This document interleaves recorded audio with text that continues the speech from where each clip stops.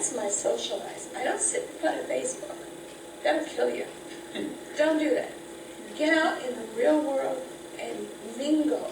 Be a part of the action. Sit in the front row of assassins. Oh my God. I've never been shot so much in all my life. And it was great. It was absolutely great. And so stimulating. You should see the pain I did from that. So, I think I've said enough. Social networking is a wonderful thing. It's already been alluded to. Don't spend all day on Facebook and Twitter, all that stuff, because you're going to spend more time on that than you're creating or doing your art. And it's very easy to do. It's very easy to get sucked into that. Also, though, while you should have a Facebook page, Twitter page, all that stuff, and learn how to use them, don't think that once you just put them up there, everyone's going to come flocking to you. It's not going to happen. You do have to work it, at least until you can afford to pay somebody to do it for you. But it doesn't, and it doesn't, you got to work it. And the thing is, you don't have to work it all day long. You can just do a little bit every day. I mean, for example, I've had people, like fellow actors and stuff, they're like, how do you have over 1,000 people on your fan page? How do you do that? It's like they've got 3. And they can't do anything. They post an announcement and there's nothing happening. Well, number one, anytime I get a friend on my personal page, I always say thank you for adding me. How are things with you? And hope you're having a great 2012. But I also would go up to the fan page and I would send them a request to join that page. Doesn't seem to be working that well. There's something wrong with Facebook on that mechanism because they're always tweaking everything, and something was working great one day and all of a sudden it's not working. So now I post it on their wall. It's kind of like a MySpace thing now, with a link right there and saying, if you have a chance, please check out these pages, and if you wish, like them. And if they do, great. If they don't, that's fine. Back to that whole thing about individual choice. But you do that little by little, it starts building up. You don't have to spend all day long on Facebook or Twitter or anything like that. You just do a little. You almost like you said, like, okay, I'm going to spend an hour on this, and you're done. It's like in some ways, it's like with writing. If you think writing is just sitting there waiting for the muse to hit you, and then, yeah, that could work and stuff like that. But if you read a lot of interviews with a lot of famous writers, they put in a certain amount of hours every day to do that. And you can do the same thing with your marketing. And that's important too, especially since those tools are available to you. Having said that, just remember they're not only just available to you, they're available to everybody else. So they're doing the same thing. So everybody's shooting their stuff up online. And especially with like pop, metal, hard rock, any of that type of music and stuff like that, it's like you're being totally overwhelmed. You're like a little raindrop in a sea of bands, because everybody is throwing their stuff out there. Everyone is learning how to do things, do-it-yourself recording and stuff, just throwing stuff out there. And how do you get yourself noticed over that? Part of that is the quality of your work. Part of it is momentum. You don't want to have a fan page, and for example, if you go to my fan page, for example, I'm constantly adding stuff to it because I'm constantly being put into different productions, which, again, over just less than 2 years, I've been in over 40 different productions. I've become SAG eligible in less than a year's time, which that's, from what I'm told, that doesn't happen very often. It's more like years and you're trying to do that, but because I threw myself in the deep end, I just kept going for it. That's a good point. Throw yourself in. Yeah, I threw myself in there. Sometimes you have to do that. You want to learn as much as you can throughout your life about what you want to do. You're always refining yourself. It's like that saying with Michelangelo and that big piece of marble, and he wants to do a statue of an elephant, and he just chips away everything that's not the elephant. You're always, as was said earlier, a work in progress. Never think that you've learned everything. You're always capable of learning more.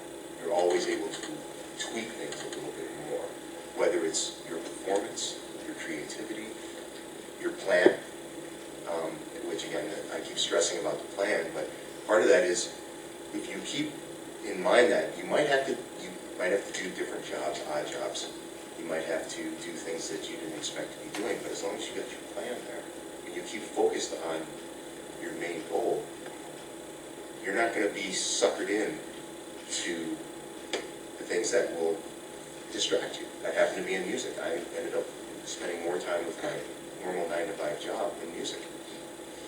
And I was so scared to... Wait. Thank you so much. I just want to make sure that we get to some other questions. I know we're... Just tell me to shut up. Oh, no. That's okay. Not at all. I Just throw a bone at me. You know? Like, okay, I get it. I'm just conscious of our time, Yep. and we have about 20 minutes. So just wanted to, again, just kind of reach out and see if anyone else has any questions. Yes? Sorry. I wanted to ask how you mentioned throwing yourself out there and giving everything that you possibly can. And I know that the Red House, it's kind of, I live near there, and I've always passed it, and I never knew what it was. How would you go about trying to find different jobs? I know, like, when I try to find auditions and stuff, I usually get the scams and they pop up. So how would you, like, find, I guess, if you're just starting out, like, how would you go about finding jobs and getting involved? I mean, make sure to avoid scams. You can always just stick with the old trades, as they would call them. Backstage, there's a thing called Actors Access now. There's a couple of different, there's casting networks, there are certain websites that you can go to, but Backstage is tried and true. There's Playbill online that has a lot of auditions and stuff, and actually even other types of jobs in the arts, whether it's maybe you can work part-time in the box office if you need a little bit of extra money. You can Playbill, Playbill.com. You can find jobs on Craigslist, but you do need to be a little bit more wary because There's don't. a lot of adult stuff on. Yeah, you don't. I've never done that, but I know that there are some things on there. That's a great question. Well, you mentioned the Red House. Yeah. Go on their Facebook page and like it and bookmark it, and then like once a day or so, just look at it and see. They will post their opportunities. They have training classes. Yeah. It's or actually just walk in the door. Yeah, and you could do that with anywhere. There were if you were into the merry-go-round playhouse, which isn't too far away, and you were really interested. All of these places have websites now, so even maybe if you don't happen to see it on Backstage or Playbill, you just send them an email. Since everything is by email now, it's so much easier to get a response from people. Send them an email. Are you going to be having auditions for your upcoming season? That sort of thing. So just be proactive about it. But there's tons of stuff online on Backstage and Actors Access, and all of that stuff is legitimate. And they're very particular about, like, every once in a while a poster go up that looks like, and usually you can write them and say, like that, but stay with the approved websites and trade publications is what I would do for acting stuff. Here's one point too. It's good to be very proactive in what you're doing, because when you get to the point where you want an agent, a lot of actors, what they do is they're always at, oh, I'm going to get an agent, I'm going to get an agent, and they get one, and then they just wait for the agent to do things. They just sit there and do nothing. And while that may work with some people, for the majority of people, that, from my experience, it's better to be proactive in that. It's like you're helping the agent. Just because you got an agent doesn't mean you stop and you just wait for the roles to come in and you're just there going, okay. Keep looking for those jobs, and when you find something, then send it to your agent and help them, because legitimate agent isn't going to make money unless it's going to make money from you. So you help them. It works both ways. Right, and that's very true. There are a lot of actors make that mistake of, as soon as they get an agent, they think, oh, they're going to get me all the jobs. You have to be proactive. That agent can't get you an audition if the casting director they're trying to get you that audition with doesn't know you. So you need to make sure you get yourself out there, whether it's to an open call or an EPA where you're getting in front of different casting directors. There's a lot of these things that they call pay-to-play now, where you can go to take different seminars or actual workshops or classes with different casting directors. So that's another way to get yourself out there. But just because an agent likes you, if you're not continuing to put yourself out there and get your own work, they're not, they might throw you an audition or two, but it's definitely a partnership. It's not them just working for you. You're working for them, they're working for you, and then everybody makes money and everyone's happy. And that's that's part of the business aspect. So in this day and age, why do you need an agent with all the online things, like for you, because you can only go so far yourself. Agents have connections. I have an agent. It took me years to get one. And you know, when you are working in the field of arts, it's nice to have someone speak for you sometimes and find the things that you don't have time to find. And they are helpful. They really are. And I wouldn't be in some of the collections I'm in if I hadn't had an agent. Agents That's are true. gatekeepers to areas that you can't get to by yourself. You can only go, You yeah. can only go so far. I don't, but my work is a little more niche. I mean, if I had an agent though, I would get paid more for what I did. Because the agents are the ones who are able to say to your employer, right? Like Scott Boras in the baseball world. My client is worth more than that, when you don't necessarily always feel like you can't do that because you need to be the person who's going to work with. You can't demand more pay, you know what I mean? Right, and what Wayne was saying is true. With theater, if you're just doing theater stuff, it's a little bit easier because they have open calls and whatnot. But once you get into the TV, film, and voiceover world, those auditions are not usually released to the general public. There are certain breakdowns that only go to agents or managers, but really just agents. And so it's kind of like once you get to a certain level, you need someone that's going to help open those doors for you.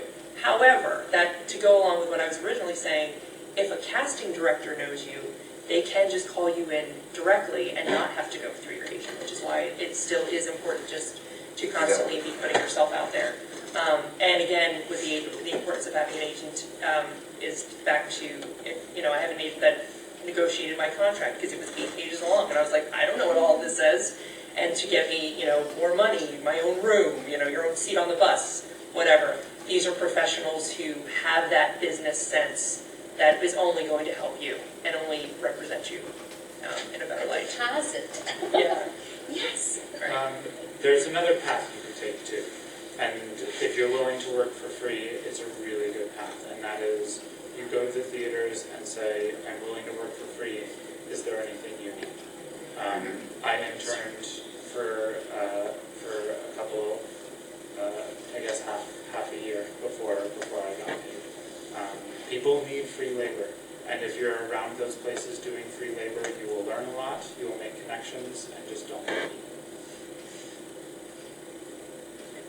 Sorry, can I just go back to the business question from like a few hours ago? But it's a nonprofit that I work with, but there's a lot of other ones like it, and if you are wanting to be your own artist and start your own work, which is something I do in my own dance company, and Amanda's done with her company, and I think if you're a visual artist, you're doing the same thing. It's called Fractured Atlas, and That's fantastic. it's a nonprofit that's designed to help artists. It's fracturedatlas.org. And I've done, it was around before, Kickstarter and all of that kind of stuff. Right. And you can register with them, and you can be just a member for free, and they have access to online classes with some of these business things, like stuff for grant writing and PR and contract reading and all of these things, that nice fancy buzzwords that we're talking about. They have online courses or like PowerPoints that you can flip through and do, and you can also register with them. You have to fill out an application. It's really short and pretty easy. But for fiscal sponsorship, so you can raise money as a 501c3 if starting your own company or being your own nonprofit is something that you are interested in. Or if it's even just a project, a particular project you're working on, you don't have to be a full-fledged company. Yeah. Exactly. It's so if you got into this gallery showing in San Francisco and you're trying to get money to fly out there for the gala opening, you can, talk to them. The only caveat with all of their stuff is it has to be arts-based, and you have to write them like a short little thing explaining why and how it's arts-based. So you can't raise money for your football team to do things. Right. I don't know. unless you were going to do a documentary about the football team. Exactly. Exactly. I think we have time for just one more question. And I saw one hand, and I'm sorry, Mary, I didn't mean to cut you off. Oh, no, not at all. But just that that happens to be resource. one that I know, but there's many others like that that are there to help you for free or very little money, like less than $10 a month. They even So- have like health insurance options too. I mean, It's true, yeah. Incredible. Yeah. Mhm. Yeah. So, Yeah. and they do seminars, I know they do a lot in New York, I don't know if they do as many up here, but I went to one of them and it was definitely worth, my evening, 2 hours of my evening, so. Yeah, they started to do webinars too, which is something Yeah. that you could do if you weren't in New York, so. So, Yeah. so it doesn't cost money to get this education that we're Right. talking about. Yeah. So, Yeah. Thank you for that. no problem. So, sorry for one more. No, that's One more question. Did I see her hand? Yeah, Okay. I wanted to ask, for now, I know that I have a hard time like, getting myself out because I guess like, I wanted to ask, how do you guys keep yourself motivated, like even before you started?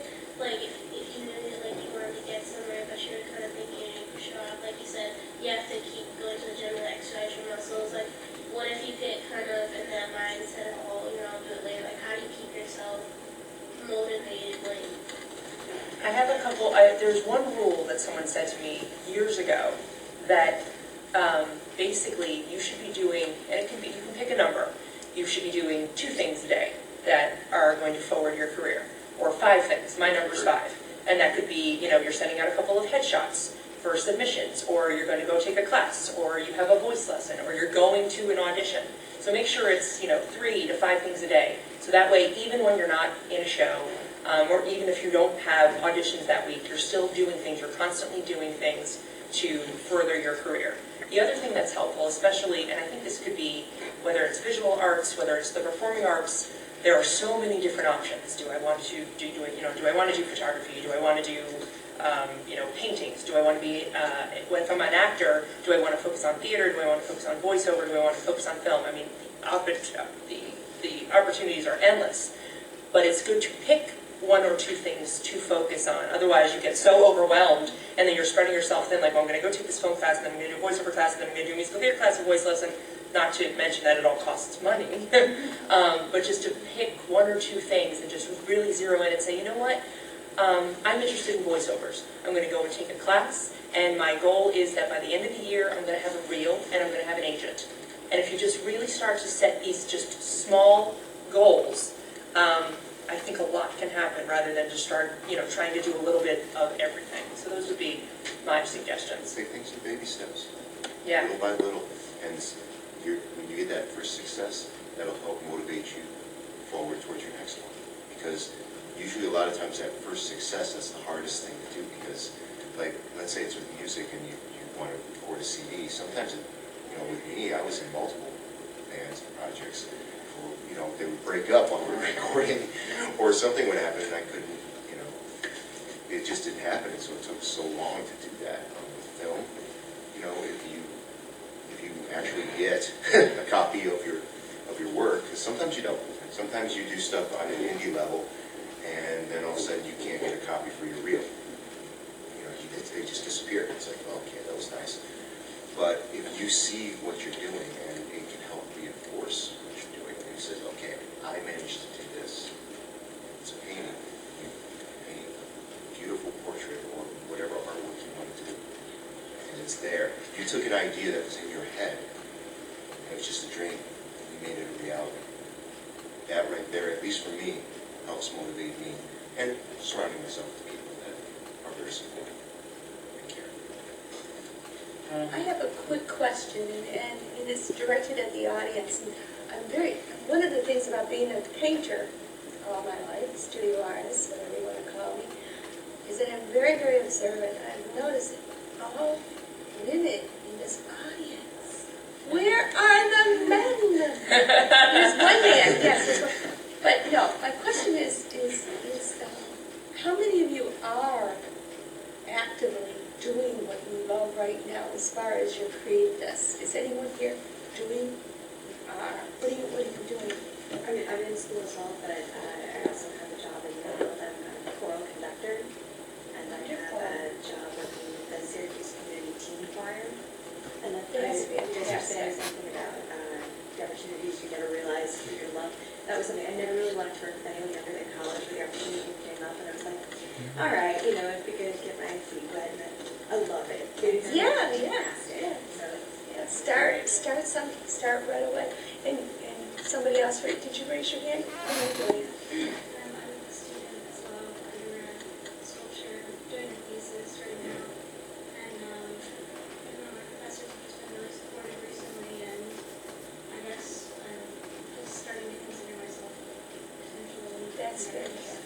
See, that's so important, to get that feeling of who you are.